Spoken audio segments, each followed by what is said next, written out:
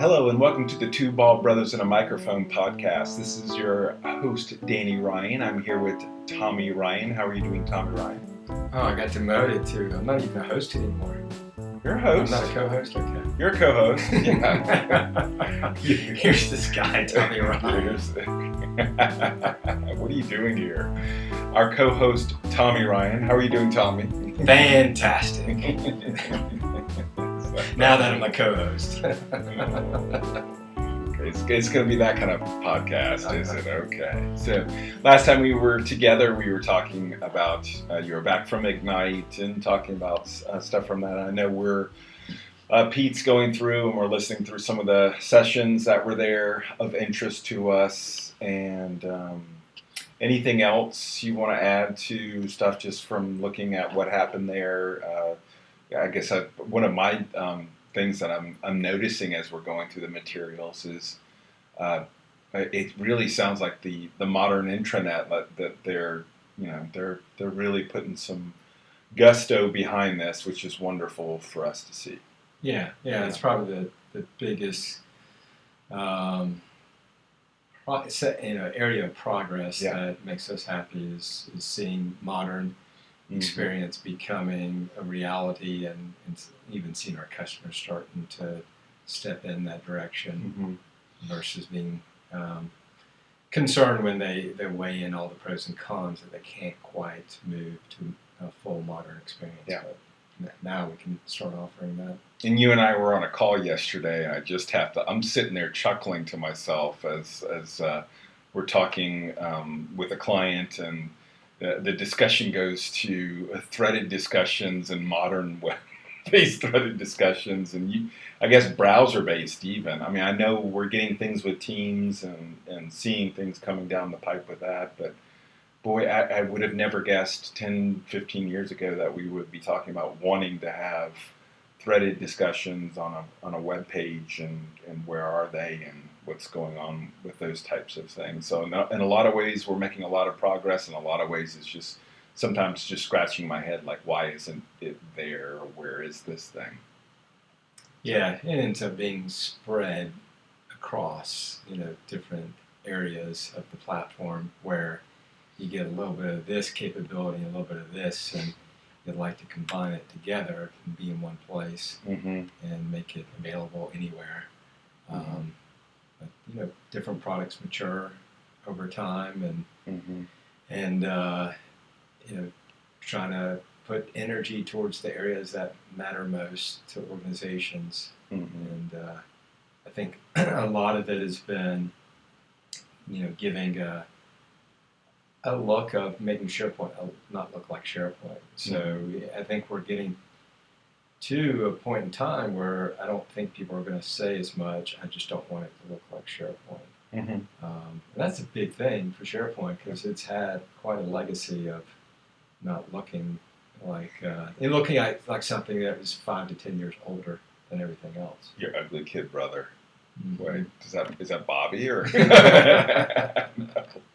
No. Hey, Bob. I know you're not listening. So, and along those lines, I think recently, coming back to it, just to give some folks some background on this.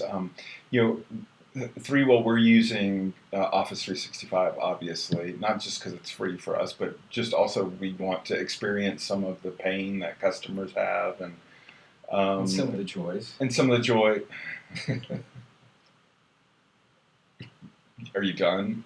No, Jeez. I've got some more. Keep on going. I'm gonna get you to complain about and no something. Coffee this morning either. No coffee this morning either. Okay. Some of the joys of using Office 365 as well. There you go. How about that? But one of the things that we were looking at is we've gone pretty heavily into the Teams realm, and so at a sizable organization, we're about 30 some odd folks. Add 10 more contractors every once in a while. Wow, we're awesome. What's that? With 30? No. What are you saying? It's 30 with contractors, but that's fine. Okay. At 40 is great. That's awesome. Okay. All So we're using Teams pretty heavily because we can use it for that size of a team. And recently we've been talking some about using Yammer and some of the things that we miss with it. One of the things being status updates is within Teams. You have a way of not a real not a clear way of sort of sharing what your status is, and not a clear way of using. There's not a way of using hashtags, and so we were sort of exploring maybe that's something we could look at within using Yammer. And so I wanted to ask, is any thoughts on is Yammer just going to be a place where we share jokes, or is it how do we want to partition off what goes in Yammer versus what goes in Teams, or is it just do we just want to say it's a because I know we've got a governance meeting later on today, our first governance meeting, and what do we want to say we're using Yammer for? Is it just a playground, or any thoughts that you have about that at all? Yeah, I don't think it needs to be just a playground. I think when you think about collaboration and information sharing, you've got different purposes for different areas of the platform. So if you look at Teams, that area is where you have a subset of your organization working on specific set of tasks that get coordinated as a team, that you have to be in high collaboration, and you've got a lot of detail there, and that is not for the whole company. It's not something that you really need to share. Maybe it's accessible by the whole company, but it doesn't need to be front and center for the whole company because it's a lot of detail, and you don't want to, quote, try to keep up with all that. You have your inbox for your emails that it's something that you try to subscribe to different things internally to your organization so you're notified if you're not, quote, there to see it. And you've got outside of your organization where you're getting information that's coming in that you have to act on. And really in your inbox, you're wanting to manage that and read all that and kind of knock it all out. I think when you look at Yammer, it's that cross-organizational collaboration, and just like Twitter or Facebook, you don't have to read it all. It's not something that you have to keep up with and make sure you check off everything that flows into Yammer. But you always want to kind of check on things. What's going on? What's the status of what we're doing lately with marketing? Maybe I'm interested in that now, and I can go and look at the marketing group and see, what's the latest things that are trying to be shared within the organization in a really lightweight status update level of information. How Twitter does it, and that used to be the 142 characters and now expanded, but really trying to make it quick sound bites. Mm-hmm. And then you have other areas of the platform like SharePoint with communication sites that are, I want to groom this. I want this to be a pretty rich set of information and news that I want the organization to see, and I want to, if they're going to take the time to read it, I want it rich and engaging. In Yammer, it's plain text, and I think there's part of it being plain text is it's just an update. It's like Twitter, it's just words, and try to make it as concise as you can. So if someone's just trying to get a pulse on different things in the organization, or just trying to see where people are, what they're doing and how you could help, it's a place to get those sound bites across your organization. And people have described it as a bulletin board. It's you go into a coffee shop and there's a bulletin board that people are posting up, and little pieces of paper. Yeah.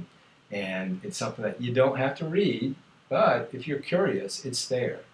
And you can go out there and catch up on your organization, and might find ways that you can connect to others that have similar interests that you have. And that So, might go into things like, oh, I want to have a group that's on jokes, and so yeah, within the organization is building some level of connection and rapport with people by having a place that they can post a joke. mhm. So let take an example of, I guess beyond the joke one, like technology. Would you have a group within Yammer? I'm assuming like right now we've got a channel within the cafe that's technology. You see that just that moving over to Yammer and it being something that would go into Yammer, or where? Because we have to be clear with. I mean, because otherwise people are going to not know where to put things. But where I would assume so. Is that something you see going into Yammer or going into Teams? I think a lot of what we see that's inside of Teams today Uh-huh. in the technology channel for our cafe is Yammer-like posts. It Okay. is all you're seeing is a set of text kind of describing what you've stumbled upon, the link you stumbled upon, and you're sharing that. And it's not something that's harvestable, curated information that would go into a SharePoint communication site or a team site that you need to collaborate around that. The Yammer gives you the level of collaboration that you need. You've got text and a link, and then you can have replies on that. Okay. And so I think our choice of why we had this thing called the cafe with these generic kind of topics as channels within the cafe was to partition the information so you could follow technology if you wanted to stay on top of that, or if you didn't, you just didn't follow it. And we decided at that point, well, let's simplify our tool set. There's always that challenge of how many places do I want to go to consume information in my organization. And so that was a decision at that time to say, well, we can get rid of Yammer if we create this cafe team that has these channels that would typically be the groups that we'd have inside of Yammer, and not create a bunch of those teams that would be more lightweight status update Right. areas that you would post to. So we kind of created one, and in some respects, I think where we got some confusion and some challenge as we looked at cleaning things up in our organization is there was some overlap of, okay, we've got this cafe that has a bunch of channels that are almost like Yammer groups in the past, and then we've got a landing page for SharePoint. But it seems like, do I go to the cafe as that quote landing page for my intranet, or do I go to the communication site that's the cafe that is the landing place for our intranet? And so it becomes a challenge that you have to balance what are we willing to do as an organization to dog food on things at the same time and be productive as an organization where we don't get overwhelmed. So it'll be, I think it's worth talking about, is Yammer appropriate? If we were to go out to another organization like ours, that is selling less than, say, 100 people, I would say to them, don't do both. Do teams, because you can get some of that cross-company collaboration within what we did by creating that team that had different channels for those quote Yammer-like groups that you can do status updates. But we're considering it because we build primarily intranets that involve organizations that are $1 billion in revenue or more, and so they're going to have that need to have Yammer as that place for status updates and not try to create this big massive team to invite people to give that ability to do status updates. Mm-hmm. So for us, I think what kind of drives us a little bit crazy is we end up dogfooding on things, saying we need to learn this so we know what our customers experience, and then we start saying, on the other hand, this is silly. Why do we have Yammer when we have Teams and we have SharePoint? There's too many places to go. Mm-hmm. So that we're continue to struggle with that. We go forward with Yammer. We just have to recognize the reason why we're doing this. It's not because it's purpose built for our size organization. It's because it's the business that we're in, and we need to experience what those capabilities are. So when we talk to them about Yammer, we're not talking about Yammer 5 years ago. We're talking about Yammer as it is today. Yep, that makes sense. And I think also a part of this is sort of what are we using with our clients? I think that's an interesting thing because we're starting to use Teams and sort of because you're talking, talking in the circles where we have a team and then we have our organization, and then we're starting to introduce working with our clients and starting to use Teams for that. And I think we've never really used Yammer for something like. We did an external Yammer group with the Braves. Okay. And that worked out fine. I think they were a smaller organization. It was easier and we had a motivated person that wanted to try it out. Okay. I think for the general customer, Teams is a great fit for an extranet scenario. With external groups, with Teams, we find that either we host it or we have the client host it. Mm-hmm. We talked about it before. I like it when the client hosts it. That way, they've got the information. We don't have to migrate it and try to find a way to get it into their environment. Yep. And we don't have any of their personal data that they might accidentally put into our team. Cool. What are you harvesting right now? Oh, some red peppers. A lot of the green peppers are moving into red, which is nice. It's a lot sweeter. I'd like to taste. It's amazing how different it tastes when it gets to the point of turning red. Is that just because they're on the vine longer, or is it they're a different type? They're on the vine longer, okay. And this is a type that is engineered to be picked as a red. Okay. Green pepper, and some of these green peppers, as they mature, they turn red or yellow. Depending on the variety. I think most of them will turn red by default or on the vine. Excellent. Well, thank you everybody for listening, and be interested to hear from folks about how they're using Office 365, and as we continue our internal learnings and trying to share what we learn internally with folks. I think we've gone pretty full bear on Microsoft Teams, and now sort of looking at what other things that are out there, and just continuing to learn and share with folks about what they're doing out there. I think my tip of the sort of thing that I learned this week is now we can officially archive team sites, which is good because it gives me a way of I'm doing some consolidation of our teams, and that way I can just archive a site off, and then I can set it to read only, and that way it's still the information's still there, but gives us a way of sort of saying we're no longer using this site anymore. Right. Which is definitely, it's sort of, you look at the life cycle of content, and the last step is to archive it, and it's nice to have that as part of what we're doing. I think eventually we'll also probably have, right now I would like to, since we're talking about moving the technology discussion over into Yammer's, perhaps archiving a channel, just a part of a team. Because we're looking at moving over to using something different, but we don't want to lose everything. That's all of the discussions and what's gone on in there.